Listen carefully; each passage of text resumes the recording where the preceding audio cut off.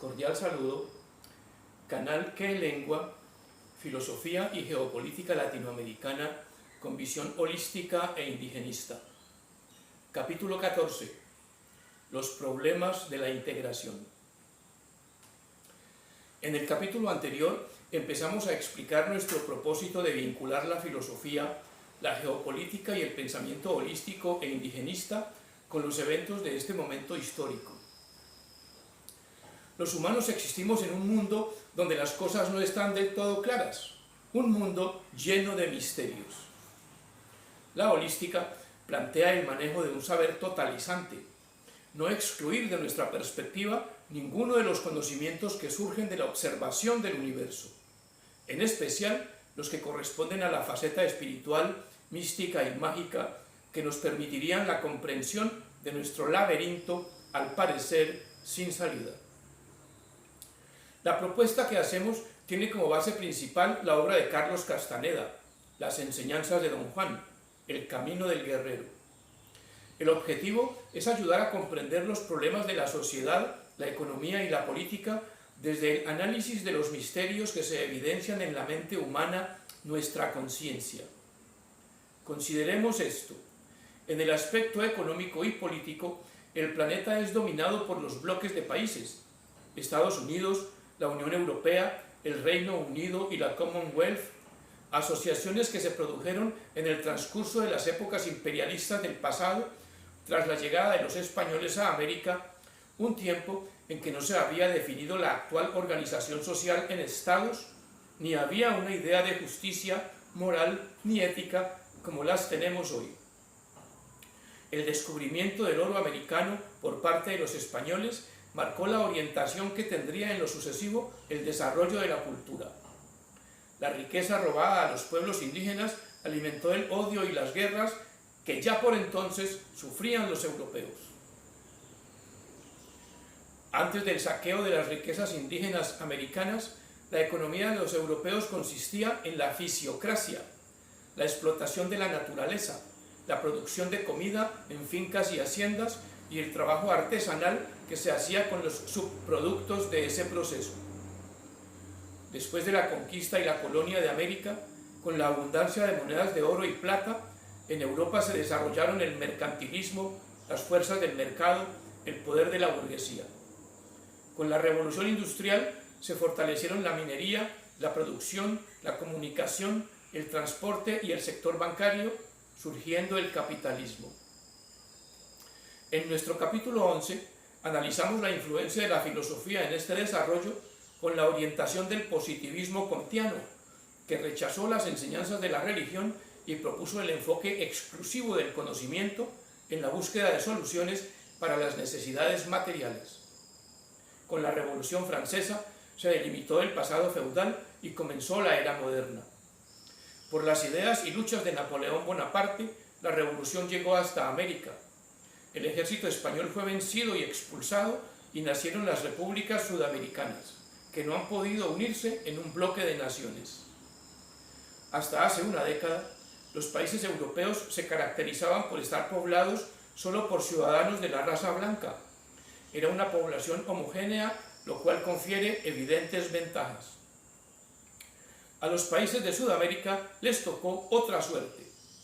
Aquí quedaron habitando grandes grupos de población herederos de los protagonistas y las víctimas de la invasión, las guerras de la conquista y la discriminación, la explotación, el abuso y el despojo de la colonia. Nuestros países nacieron condenados a vivir en el conflicto producido por la discriminación social y cultural, las enormes diferencias de clase, pocas familias en poder de grandes riquezas y extensas multitudes padeciendo la miseria, la desocupación, la persecución, el hambre. En Colombia, la guerra ha sido el factor constante de cualquier movimiento social. Las familias ricas tienen una tradición de violencia bendecida por su cultura, pues los conquistadores españoles, para robarse sin cargos de conciencia las riquezas que se robaron, les declararon una disque guerra justa a los pueblos indígenas porque ellos no conocían la Biblia y no eran cristianos. El éxito de la colonia española se basó en la esclavitud de los indígenas con las instituciones de la mita y la encomienda. Las crueldades sin fin del trato a los esclavos diezmó a los indígenas y entonces los europeos inventaron el negocio de traer personas de África a trabajar también como esclavos en América. Esta población heterogénea, desigual y enemiga convive hasta nuestros días tratando de solucionar los terribles conflictos que brotan sin cesar de tan espeso caldo de cultivo. Las familias herederas de la raza blanca se consideran dueñas de la cultura, la sociedad, la economía y el gobierno. Desde los Estados Unidos, nación forjada con los mismos ingredientes, se ha vendido a los pobres durante siglos la ilusión de una democracia, un sistema de gobierno que se presume del pueblo y para el pueblo, pero nada es más alejado de la realidad. Hasta ahora, la democracia ha sido solo un cuento inmoral que sirve para que los ricos controlen las riendas del Estado y los pobres calmen las ansias y soporten resignados la rabia y la miseria. La gran ventaja que han tenido los herederos de los conquistadores españoles es que, al conducirse como dueños de la cultura, pudieron mantener en la ignorancia a las clases pobres, situación que se prolongó hasta mediados del siglo XX. Pero entonces, la revolución tecnológica, la cultura hippie de amor y paz, con sus nuevas costumbres y predilecciones, la minifalda, la píldora anticonceptiva, la música rock, la búsqueda de libertad, el consumo de drogas psicodélicas, significaron la liquidación del antiguo orden de injusticia, explotación, abuso y discriminación que dejaron los conquistadores españoles como bases de la cultura. Surgieron en los países latinoamericanos los ánimos y los intentos de unirse en un bloque de naciones, pero fueron más los obstáculos. En lo único que han podido unirse es en la búsqueda de metas económicas, produciendo organismos como la ALADI, CELAC, ALBA, la Comunidad Andina, el CELA, el Mercado Integrado Latinoamericano, MILA, el Grupo de Río, la UNASUR, Mercosur, la Alianza del Pacífico, que siempre han perseguido más de lo que llegan a concretar. ¿Cuál es el problema? ¿Qué razones impiden que los países de Latinoamérica se unan en un bloque sólido, fuerte, poderoso, como podría llegar a ser? El problema son los ricos, con sus intereses económicos, su egoísmo y arrogancia, su manera de pensar aferrada al pasado cruel y despótico en que gobernaban a sangre y fuego los conquistadores y los encomenderos. En su región, cada familia rica se considera dueña legítima de la tierra y la riqueza, las plantas, los animales, las personas, la vida y la muerte. Y por orden divina, el Dios de la Biblia, Yahvé o Jehová, los mandó a asesinar y robar en la tierra prometida. A lo largo de nuestra historia, todas las propuestas de renovación, cambio social, económico y político se han considerado ideas diabólicas y sus autores y activistas han sido señalados como delincuentes demoníacos, criminales y terroristas inspirados por Satanás. Entonces, sí hay razones para incluir el pensamiento religioso en el análisis de los problemas que hoy nos agobian a los colombianos. El tema de la religión está vinculado de manera íntima con todos los procesos sociales que enfrentamos en la actualidad. Pero ya no estamos en la época de los conquistadores, ni en los tiempos de la Inquisición, cuando era obligatorio ser cristiano y católico, pues de lo contrario nos detenían, torturaban y asesinaban los apóstoles del amor de Cristo. Hoy vivimos una época dominada por el crimen y la delincuencia, las bandas de narcotraficantes, de extorsionistas, de sicarios, de atracadores, apartamenteros, de traficantes de armas y personas. El desarrollo lógico de la cultura capitalista europea basada en la invasión y el saqueo de las riquezas americanas. En el Caribe, junto al Clan del Golfo, que también se llama Autodefensas Gaitanistas de Colombia, medra otra banda, una hija menor, que se hace llamar Autodefensas Conquistadoras. El Estado no cuenta con recursos para debilitar y vencer a estas organizaciones. Ningún gobierno ha podido solucionar este problema. Álvaro Uribe, personaje de perfil sospechoso, el Matarife, tuvo 2 gobiernos, 8 años en que trató de vencer el accionar delictivo, hizo mucha alaraca con la consigna de la seguridad democrática, cobró a los ricos su impuesto de guerra y todo, para nada. Pasado su tiempo, las cosas siguieron igual, es decir, empeorando. Algo pasa en la vida de los seres humanos, algo misterioso y masivo, generalizado en todo el planeta. La riqueza que los europeos les robaron a los indígenas, lejos de ayudarles a organizar una forma de vida pacífica, armónica y equilibrada, multiplicó entre ellos las ambiciones, las diferencias y las guerras.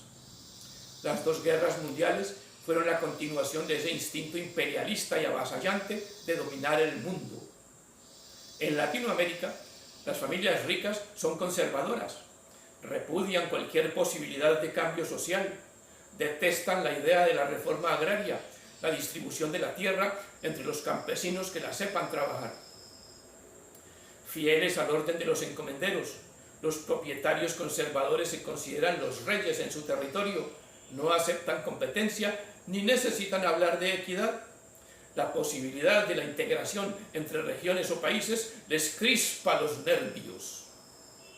En los últimos años, el proceso de integración entre Chile, Perú, Colombia y México en la Alianza del Pacífico ha logrado avances significativos, suprimiendo aranceles, facilitando trámites burocráticos en los controles aduaneros, en especial en las reglas de origen que causan dificultades al intercambio comercial. Pero la tensión política en Chile y ahora último en Perú, con el juego sucio del Congreso contra Pedro Castillo, han vuelto a sembrar las dudas y los obstáculos en el proceso. El problema de la integración latinoamericana son los ricos, porque ya tienen de qué vivir y no les importa ni el presente de los pobres ni el futuro del continente. Un manto oscuro de ceguera cubre la inteligencia de los seres humanos. Y allí, en la mente, donde comienzan los problemas, no investiga el conocimiento occidental.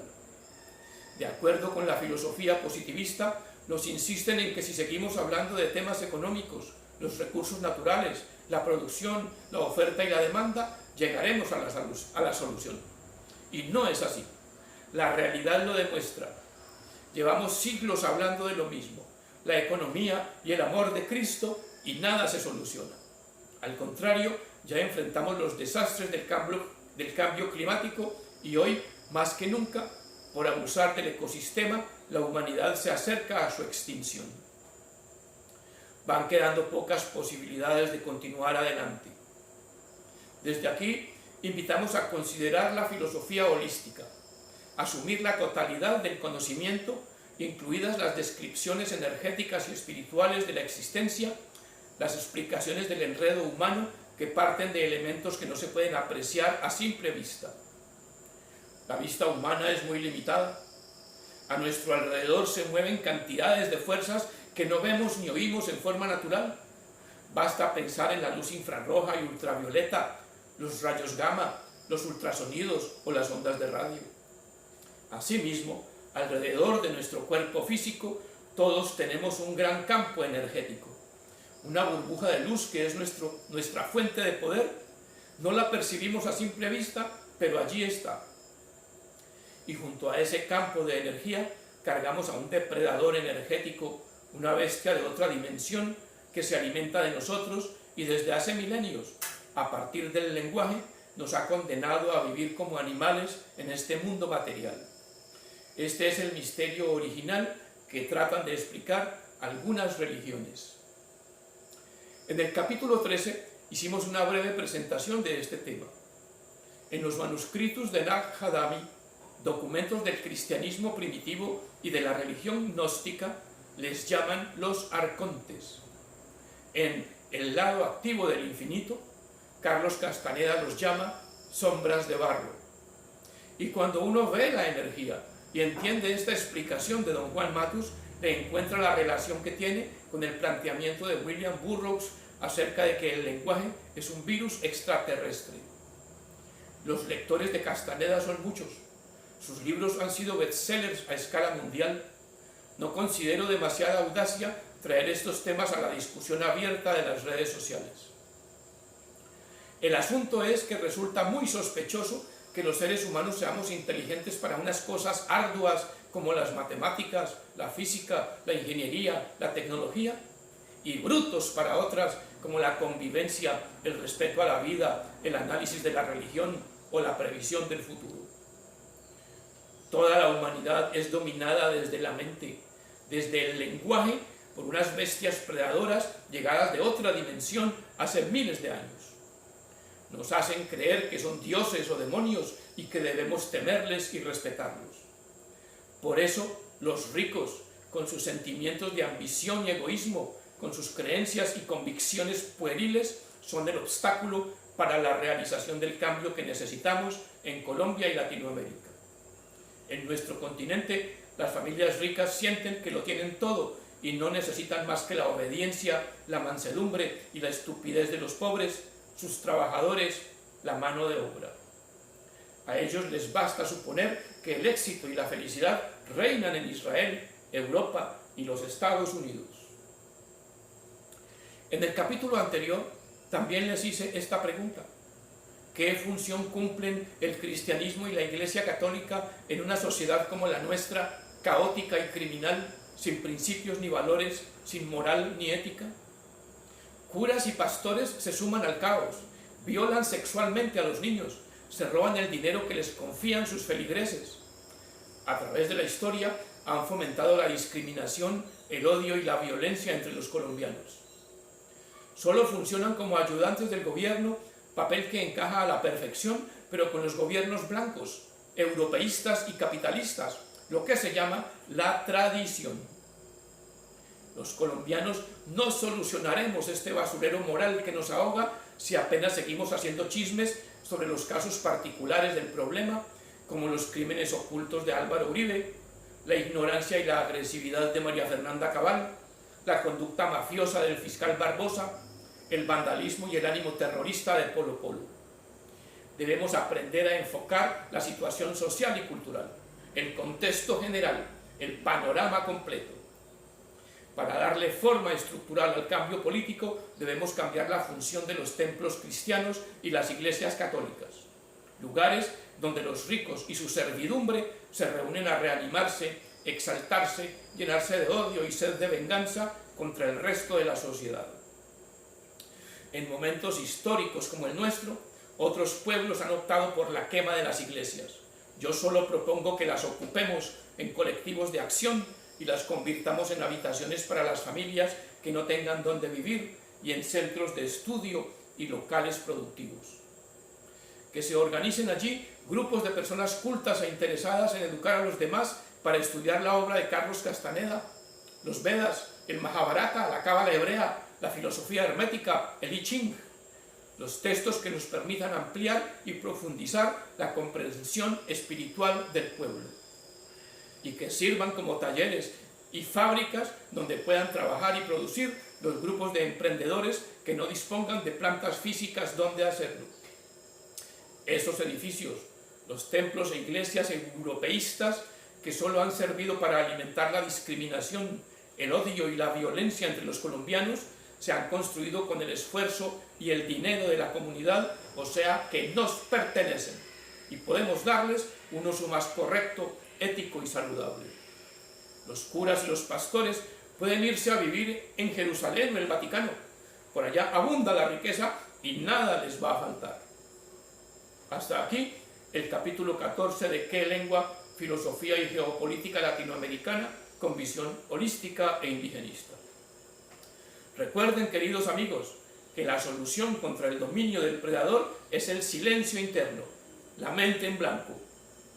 Si le gustó, denle un like, escriba sus comentarios, compártalo con sus amistades. Suscríbase al canal y active la campanita para que le sigan llegando de manera oportuna los nuevos capítulos. Muchas gracias, hasta la próxima y felicidades.